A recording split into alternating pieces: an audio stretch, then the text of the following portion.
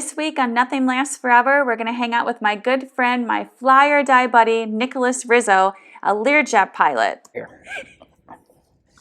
Welcome to Laura's best video ever. She's invited me, somehow she got a hold of me, Nicholas Rizzo, who flies this 2001 Lear 45 for a living. And I figured I'd show her around a little bit so you guys can see what it's like to fly a Lear 45.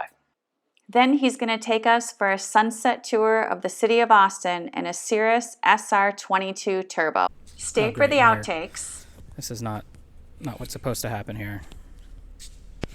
Why are you doing this to me? Huh?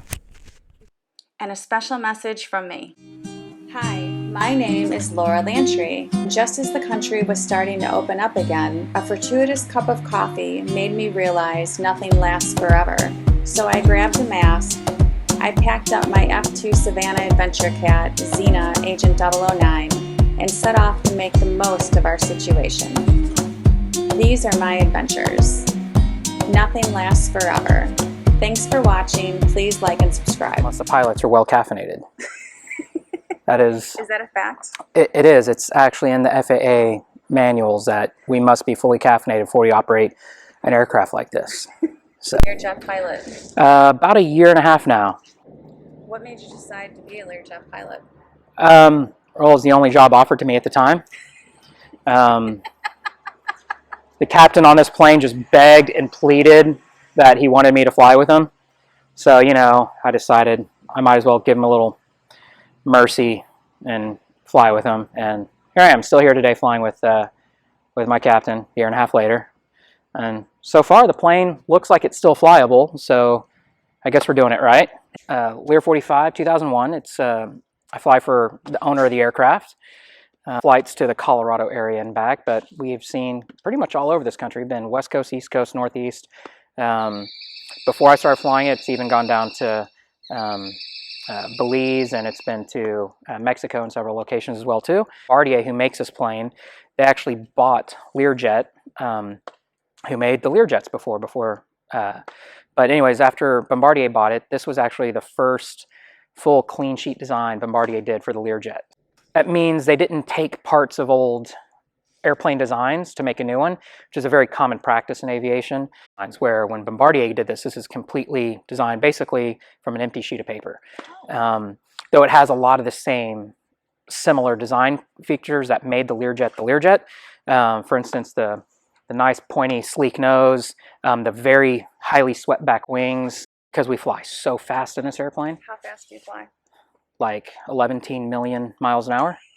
No, really, we fly a Mach 0.80, so 80% the speed of sound. It comes out to about 525 miles an hour or so, if you want to do it in Earth terms. Here's what actually makes a Lear Jet the Lear Jet.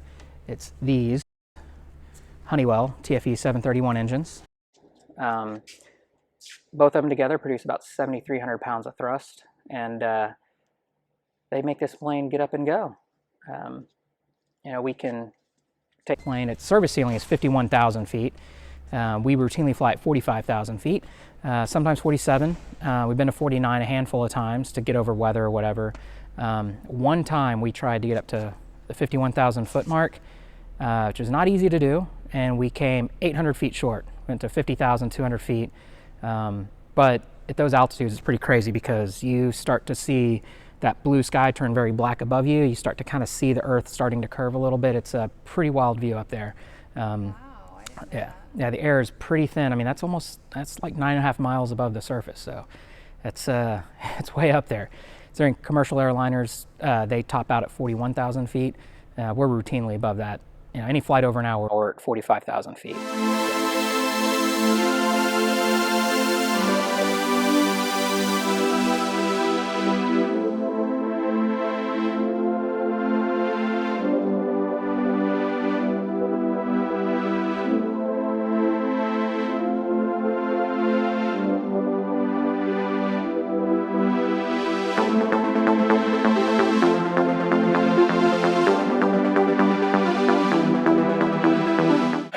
on the doors, to open up the doors, between the handle and the door itself, there's this little paddle inside of here. To open the door, you just lift on that paddle, and the door opens up. Okay. And if for any reason you cannot open those doors, if you look inside this center console, there's a hammer. Hit the corner of the glass, and it's designed to shatter, and you can push it out. All right, tell me about the hammer again. So the hammer is there in case the doors can't open. If you hit the corner of the glass on the windows, they're designed to shatter so you can push it out. Okay. And then that is required equipment in this airplane. It's, the fire extinguisher down by my left ankle. Hopefully we won't need that. So if shit goes down and I jump out of the airplane, this is what you got to do. Okay. The first thing you do is you push this blue light button. Okay. That's just going to turn the autopilot on and level the wings. It's going to fly straight and level. Right? Really? Yep. So that's all you have to do to make sure the plane is flying straight. Okay. Then you're going to pull the parachute. That red handle, pull it, takes about 40 pounds of force, so you can't really accidentally pull it. You got to intentionally pull it. Okay. Once the parachute comes out, you reach down here in the center console. There's two levers, a power lever and this red lever under here. Both of those get pulled all the way back. That's the best pilot profile in Cirrus history. By the way, you can't smoke in this airplane. I can't? No. So I can't smoke anything? You can't smoke anything. There's no lavatory in this airplane, so hopefully you got it all out. And then the next thing is there's no cabin service, so I hope you brought your own snacks and beverages. So there's your passenger briefing.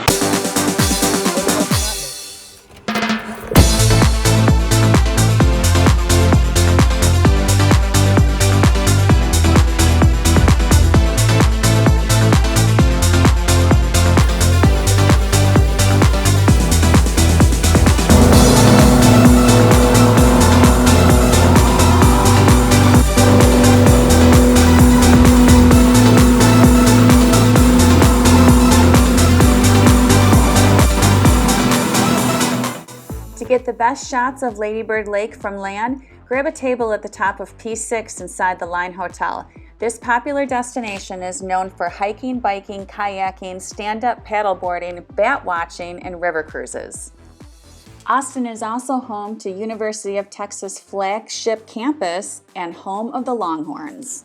True, everything is bigger in Texas, including the state capitol building, which is the largest in the United States. This is also known as the live music capital of the world. So while you're downtown, be sure you also visit Rainey Street, the Red River District, and of course, the infamous 6th Street, which is also home to the Driscoll, the oldest operating hotel in Austin, which is also said to be haunted.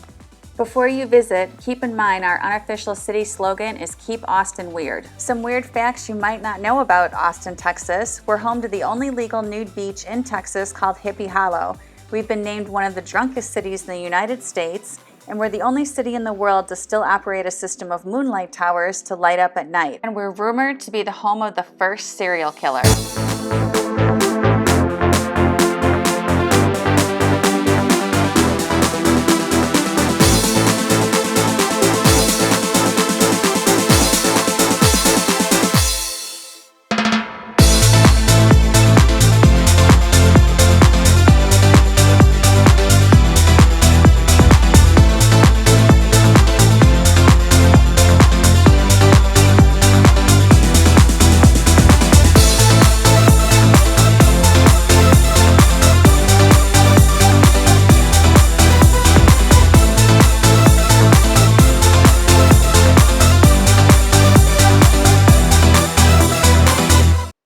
Alright, ladies and gentlemen, as we make our final approach into Austin, Texas, on behalf of myself, Laura Lantry, the channel Nothing Lasts Forever, and everyone involved with the production of this video, Nicholas Rizzo, our captain, the owners of the aircraft, I'd like to thank you so much for your viewing time. I know that you have other choices when it comes to your YouTube channels, and I truly appreciate your loyalty. Please don't forget to like, subscribe, comment, and share this video. It helps every single time.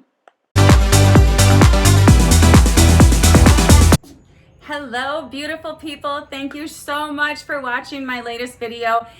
I have never been more proud of anything I've ever done in my life. I was thinking about this. I started making videos 4 months ago. This is my 7th video.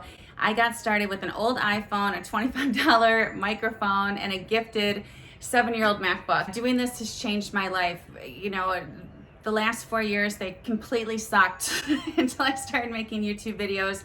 So thank you to every single person that has supported me or collaborated with me.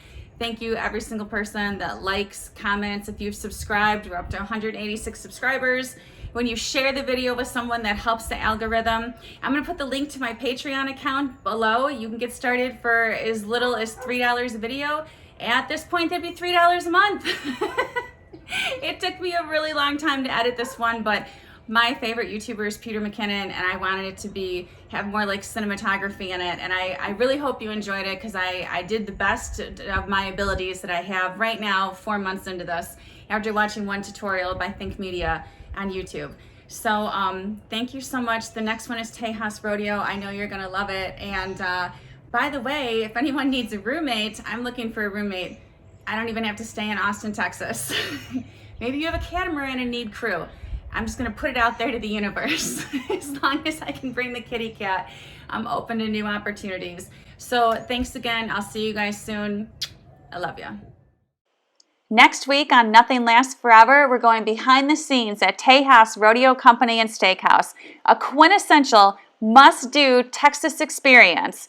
Plus, we're going to talk with my good friend Gavan Hauck, a 15-year-old bull rider. Thank you. Yeah, I'm just glad I ride bulls. I wouldn't have it no other way. Just keep going, keep your head up.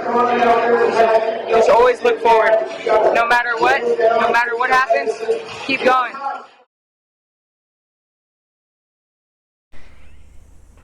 I'm trying to say and do whatever it takes. I'm glad there's some. To get the views. So okay. So you're using me to get views. I'm your piece of view meat. Sure. Let's do a walk around of the Lear Jet. Do we need to do a walk around with our maintenance guys too? They can tell you everything that's broken on this airplane and how much it costs.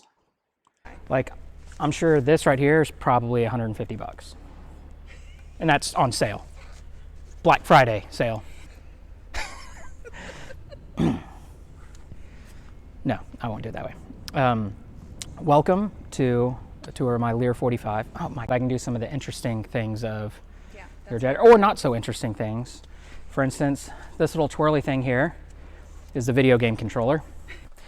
This one right here switches from guns to missiles. Not lying. Red button's what fires the guns and missiles. Okay, now I'll be serious. Okay. Totally serious. Okay. All right, let's start in the middle panel here. These are chemtrail dispersal control unit, depending on if we're loaded up with mind control or mass sterilization type chemtrails. Is there such a thing as chemtrails?